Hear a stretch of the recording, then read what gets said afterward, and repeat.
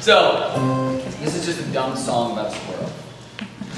But I like it. Sorry. Alright.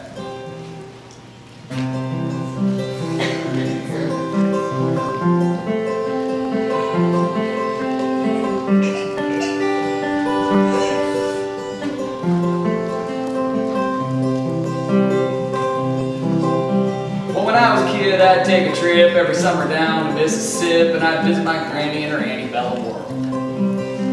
I'd run barefoot all day long, climbing trees as free as a song, until one day I happened to catch my son Squirrel.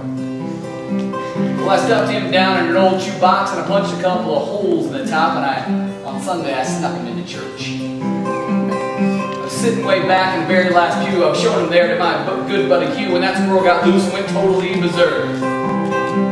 What happened next is hard to tell. Some thought it was heaven, others thought it was hell, but the fact that something was among us was plain to see. As the choir sang, I surrender all, the squirrel ran up Harv Newman's coveralls, and he leaped to his feet and said, Lord, something's got a hold on me.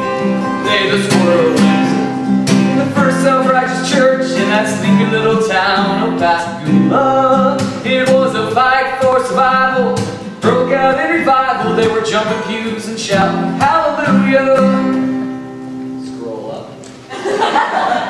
Well, Harv hit the aisle just a dancing and a screaming. Some thought he had religion, others thought he had a demon, but Harv thought he had a weed eater loose in his fruit of balloons.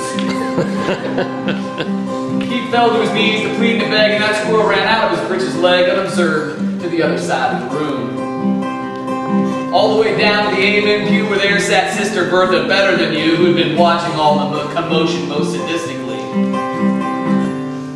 You should have seen that look in her eyes when the squirrel jumped her guards and crossed with eyes, and she jumped to her feet and said, Lord, have mercy on me. As the squirrel made laps inside her dress, she began to cry and then to confess the sins that would make a sailor blush with shame. She told of gossip and church ascension, but the one thing that got the most attention was when she talked about her love life. She started naming names. The day the squirrel went berserk in the first self-righteous church in that sleepy little town of Pascagoula. It was a fight for survival, broke out in revival. They were jumping pews and shouting, hallelujah. Scroll up. Well, 7 deacons in the pastor got saved, $25,000 got raised, and 50 volunteered for missions in the Congo on the spot. And even without an invitation, there were at least 500 rededications, and we all got rebaptized, whether we needed it or not. Now you've all heard the Bible stories, I guess, about how he parted the waters for Moses to pass, and all the miracles that God brought in this old world. But the one I'll remember till my dying day is how he put that small church back on the narrow way with a half-crazed Mississippi squirrel. The day the squirrel went berserk in the first self-righteous church in that sleepy little town of Pascagoula. It was a fight for survival, broke out in revival. They were jumping pews